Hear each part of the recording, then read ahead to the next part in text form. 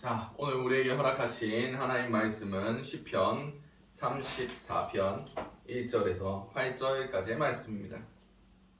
시편 34편 1절에서 8절까지의 말씀입니다. 작은 성경으로는 구약 825면이 됩니다.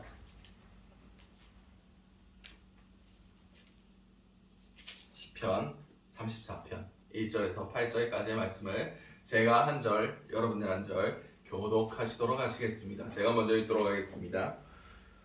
내가 여호와를 항상 송축하며 내 입술로 항상 주를 찬양하리이다. 내 영혼이 여호와를 자랑하리니 공고한 자들이 이를 듣고 기뻐하리로다. 나와 함께 여호와를 광대하시다며 함께 그의 이름을 높이세. 내가 여호와께 간구하며 내게 응답하시고 내 모든 두려움에서 나를 건지셨도다.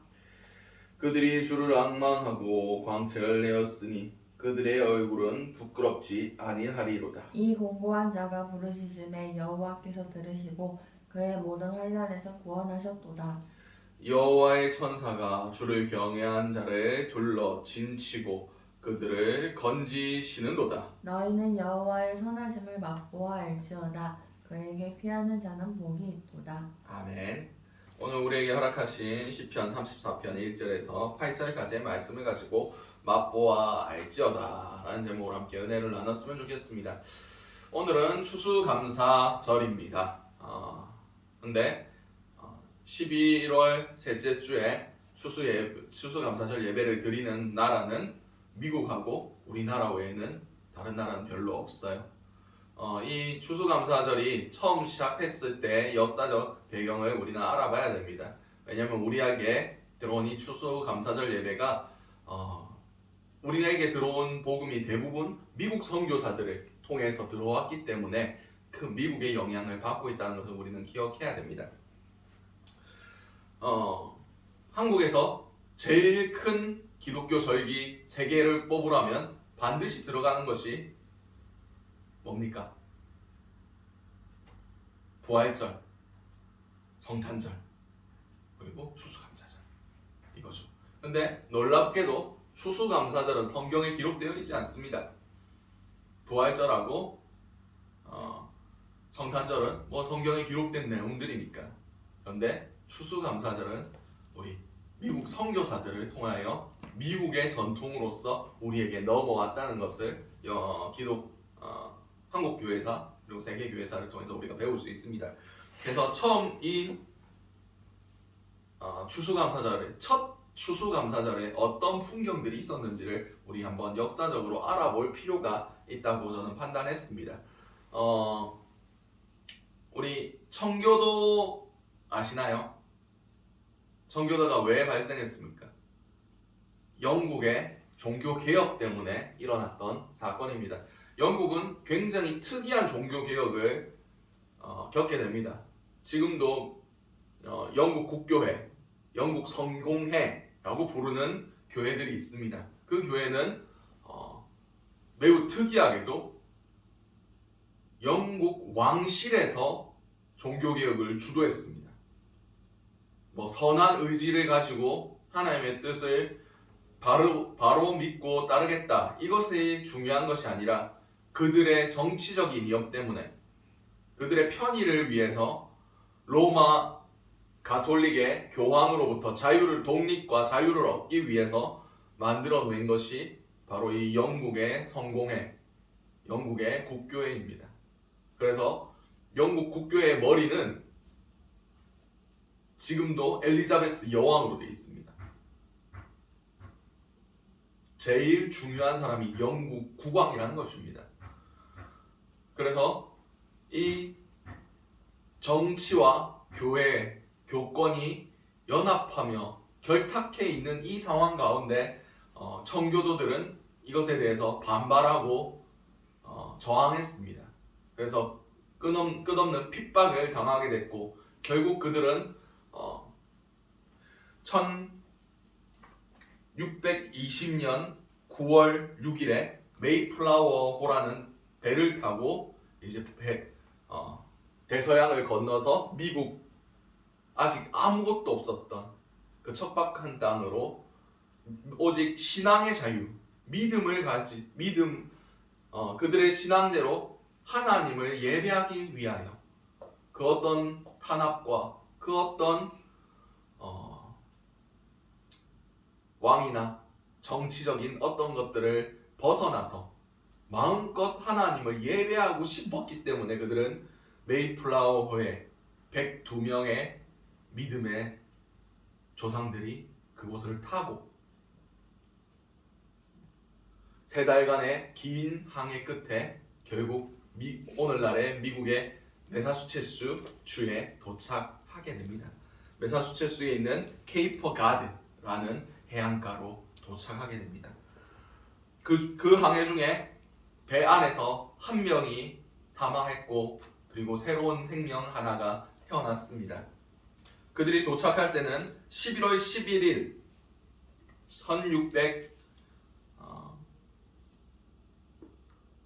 1620년 11월 11일에 도착했습니다. 미국은 당시 아무것도 없었고 척박한 땅이었습니다. 아메리카 원주민들이 있었고 발달된 문명이나 그런 것들이 아무도 없는 상황 가운데 그 척박한 겨울에 도착한 그들은 11월 16일에 5일간의 탐사를 끝내고 드디어 정착촌을 꾸리기 시작합니다. 생각해 보십시오. 긴 항해 가운데 지치고 힘들어 있는 상황 가운데 11월의 혹독한 추위를 그들은 견뎌야만 했습니다. 102명의 사람들이 배에서 내렸지만 그의 겨울을 견디지 못하고 50여 명의 사람들이 사망하고 결국 50명만 남았습니다.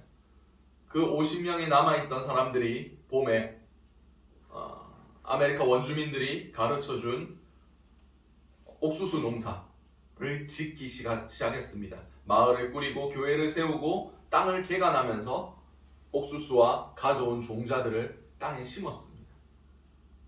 102명에서 시작했지만 결국 절반의 수가 그 땅에서 죽어갔고 추위와 굶주림과 여러 풍토병과 질병들 그리고 그 사나운 짐승들의 공격에 의하여 절반의 수가 목숨을 잃고 결국 50명이 살아남아서 그의 봄에 농사를 지었습니다. 그리고 그 농사를 짓는 것도 순탄치 않았고 그 가운데 하나님을 예배하고자 하는 그 순수한 소망을 가지고 그들이 그곳 가운데 버티면서 1621년 가을에 추수한 곡식들 그 옥수수 농사가 잘 되고 그리고 들에 나와서 사슴과 칠면조를 잡아서 하나님께 감사하는 3일간의 예배를 드리게 됩니다. 이 예배 가운데 서로 나누고 자신들을 도와줬던 그 인디언 부족들과 함께 식사를 나누었던 것이 전통이 되어서 오늘날까지 이어진 것이 바로 이 추수감사절의 의미였습니다. 그들은 목숨을 걸어놓고 신앙을 위해서 믿음을 위해서 모험을 떠났습니다. 그 가운데 절반의 수는 그 모험 가운데 목숨을 잃었습니다. 그러나 그 가운데 하나님께서도 그들을 지켜주셨고 그들 가운데 풍성한 곡식으로 그들의 신앙을 인정해 주셨다는 그 감격이 풍성한 곡식을 추수했다는 것보다 더 큰 의미로 그들에게 다가왔을 겁니다. 미국 추수감사절은 땡스기빙 데이라고 얘기합니다. 주신 것에 감사하는 날. 다분히 곡식에만 추수에만 집중되어 있는 것이 아닙니다. 우리의 믿음을 향하여 신앙의 여정을 그 항해를 거치고 척박한 아무것도 없는 그 땅에 발을 내딛고 그들의 믿음과 그들의 신앙의 여정을 그 싸움을 하나님께서 지켜보아 주셨고 인정해 주셨고 그곳 가운데 뿌리 내리게 하셨다는 그것에 대한 감사가 더 컸을 겁니다. 그렇습니다. 오늘 추수감사절 예배를 우리가 하나님 앞에 올려드립니다. 이 동시간대에 많은 교회에서도 추수감사절 예배를 드릴 겁니다. 많은 성도들이 추수감사절 예배를 하나님께 올려드릴 겁니다. 우리 무엇을 감사하고 있습니까? 그냥 한 해 동안 지켜주셔서, 한 해 동안 우리에게 은혜를 베풀어 주셔서, 그런 단순한 기도에 그냥 단순한 삶의 고백이 아니라 우리는 메이플라워호에 탔던 그 102명의 믿음의 도전자들, 신앙 때문에 자신의 모든 것들을 버리고 오직 하나님을 바라보며 그 바다를 건너고 그 척박한 땅 가운데서 죽어가며 그들의 신앙을 위해서 싸웠던 그들이 누렸을 그 추수감사절 예배를 우리는 한번 떠올려 봐야만 합니다. 믿음의 도전이 필요합니다. 믿음의 그런 탐험이 필요합니다. 우리 한국교회 성도들은 무언가에 도전하는 것, 믿음으로 닻을 내리며 믿음으로 그물을 던지는 것에 익숙해 있지 않습니다. 그냥 하루하루 살아가는 것, 소시민적인 그냥 이번 한 해도 안 지켜주셨네, 이번 한 해도 안 굶어 죽고 그냥 월급 꼬박꼬박 받게 하시고 자녀들 자라나게 하시고 소소한 기쁨들 누리게 하셨네, 이런 세상 사람들도 아이고 그냥 내 삶을 돌아보니까 하나님이 없어도 그냥 감사할 만한 그런 것들에 대해서 너무 소소하게 감사하고 있진 않는가 라는 생각을 하게 되었습니다. 그래서 오늘 본문이 저에게 떠올랐고 이 본문으로 설교를 하게 하셨습니다. 오늘 이 본문은 시편 34편 1절에서 8절까지의 말씀입니다. 시편 34편은 특이하게도 이 시편에 제목이 붙어 있습니다. 제목이 뭐라고 적혀 있냐면 다윗이 아비멜렉 앞에서 미친 채 하다가 쫓겨나 지은 시라고 되어 있습니다. 이것은 사무엘상 21장을 배경으로 하고 있습니다. 사무엘상 21장에 가드 왕 아기스라고 표현되어 있습니다. 가드 왕 아기스 앞에서 다윗이 미친 채 하다가 쫓겨난 사건을 그리고 있습니다. 이 사건의 배경이 다윗이 이제 사울의 눈을 피해서 사울이 자신을 죽이려고 하는 것을 피해서 이리저리 도망다닙니다. 처음에 대제사장 집에 갔다가 거기서도 도망하였고 결국 자신의 적국이었던 가드 땅에 들어가게 됩니다. 거기서 아기스 왕 앞에서 아기스 왕의 신하들이 이 사람이 다윗이 아니냐, 사울은 천천히요 다윗은 만만히로다 하는 그 사람이 아니냐, 우리의 적군이 아니냐 라면서 다윗에 대해서 이야기를 했습니다. 그때 다윗이 심히 두려워하면서 침을 질질 흘리고 수염에 침을 묻히면서 미친 척 합니다. 이유는 단 하나였습니다. 두려웠기 때문에, 살아남기 위해서. 그랬더니 아기스 왕이 우리나라에 이런 미치광이가 적어서 얘를 우리한테 데리고 왔냐, 쫓아내라 하면서 쫓아낸 후에 그가 이 시편을 하나님께 찬양으로 올려드렸던 겁니다. 이 찬양 가운데 그의 신세를 한탄하는 것이 어디 있고, 이 찬양 가운데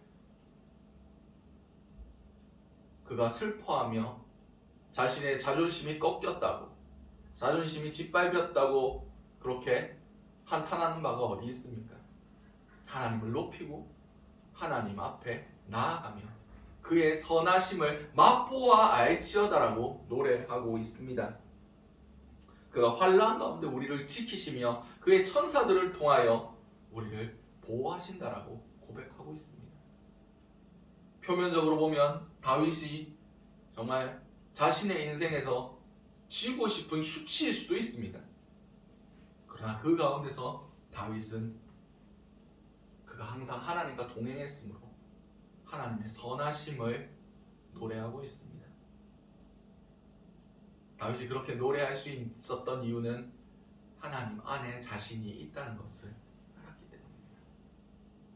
그리고 그가 하나님과 항상 동행했고 그 고난 가운데서도 하나님의 선하심을 믿고 의지했기 때문에 그가 그 하나님의 선하심을 맛보아 알았기 때문에 이런 찬양을 올려드릴 수 있었던 것입니다. 지금 다니엘 기도회가 계속되고 있습니다. 오늘 마지막 21일째 밤입니다. 그 다니엘 기도회의 많은 간증자들의 이야기를 듣고 나서 제가 깨달은 바가 있습니다. 그들은 주의 선하심을 맛보아 아는 자들이구나. 주의 선하심을 그 고난 가운데서도 깨달아 알게 되었으므로 그것을 지금 간증할 수 있는 사람들이구나 라는 것들을 생각하게 되었습니다. 그렇습니다. 우리는 이 우리의 삶이 그냥 아무런 요동 없이 별일 없이 지나가기를 그렇게 바라고 있습니다. 그러나 우리의 삶은 그 고난 가운데서 지키시는 하나님의 선하심을 맛보아 알아야만 우리는 더 큰 은혜로 더 큰 고백으로 나아갈 수 있다는 것을 우리는 기억해야 됩니다. 하나님의 개입하실 여지들을 우리 삶 가운데 남겨두어야만 합니다. 그리고 이 하나님의 개입하시는 역사는 평탄한 삶을 살아갈 때는 임하지 않습니다. 믿음의 항해를 떠나는 자, 믿음의 모험을 행하는 자, 아무것도 없지만 주의 말씀을 붙들고 믿음으로 나아가는 자들에게만 이 하나님의 선하심이 임한다는 것을 우리는 알아야만 합니다. 이 추수감사절 우리 무엇을 감사하시겠습니까? 무엇으로 하나님께 높여 드리시겠습니까? 그냥 세상 사람들이 하는 것처럼 한 1년 동안 잘 먹고 잘 살게 해주셔서 감사합니다. 이것은 믿음의 항해가 아닙니다. 믿음으로 세상과 부딪히는 것이 아닙니다. 세상 사람들도 그런 감사하면서 삽니다. 우리는 다른 감사를 드려야 합니다.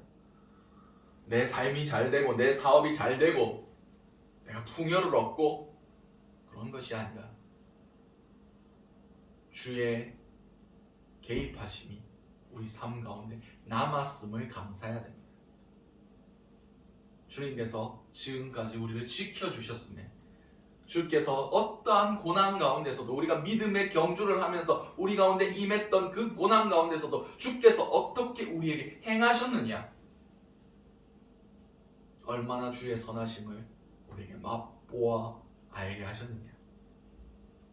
우리는 매년의 추수감사절마다 이런 것들을 감사했으면 좋겠습니다. 세상 사람들이 하는 그런 감사가 아니라 정말 믿음의 길을 걸어가는 믿음의 항해자들, 믿음의 도전자들, 믿음의 탐험자들, 그런 사람들만이 하나님 앞에 올려드릴 수 있는 감사.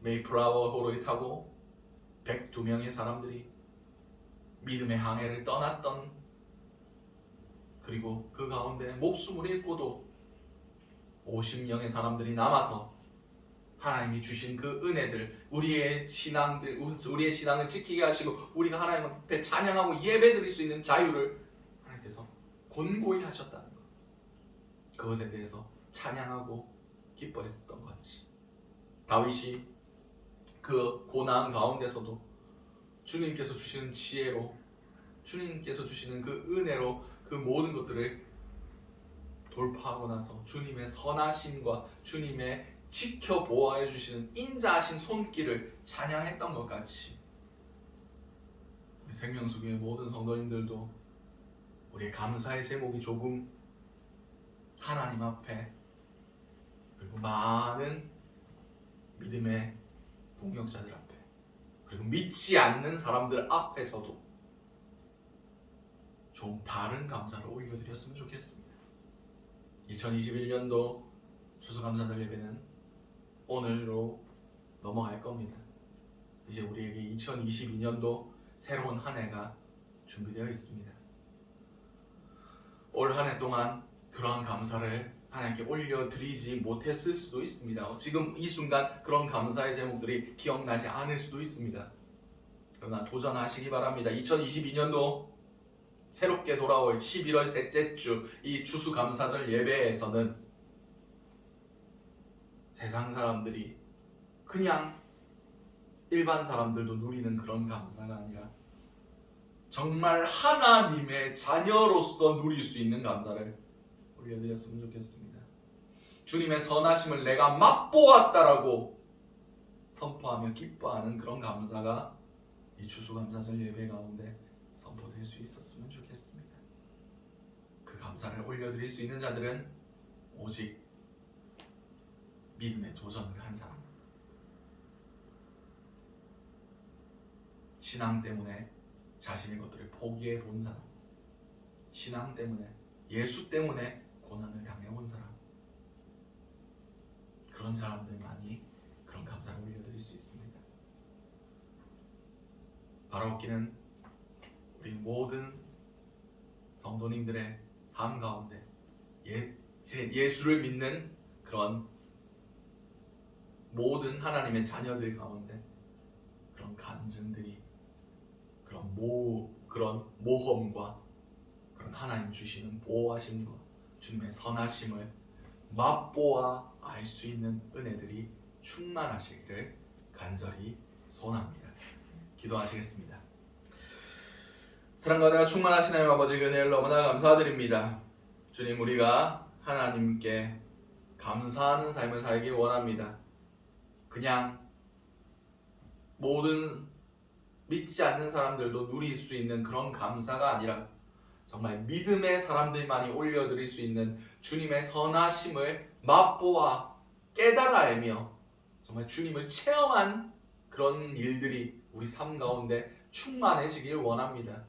우리가 그것을 위하여 정말 주를 위하여 고난을 받는 자리까지, 그리고 주님의 말씀만을 붙들고 나아가는 그 자리까지 나아갈 수 있기를 원합니다. 믿음의 항해를 떠나는 자들이 될 수 있길 원합니다. 믿음의 모험을 행하는 자들이 될 수 있길 원합니다. 말씀 붙들고 아무것도 보이지 않지만 믿음의 발걸음을 떼질 수 있는 그런 하나님의 자녀들의 특권을 누리며 살아감을 통하여 앞으로 올 추수감사절 그리고 모든 삶 가운데 다윗이 그랬던 것 같이 주님의 선하심을 맛보아 알지어다라며 주의 선하심을 맛본 자들의 선포를 행할 수 있는 그런 자들 될 수 있게 도와 주시옵소서. 이 모든 것들 살아계신 우리 주 예수 그리스도 이름으로 기도드렸습니다.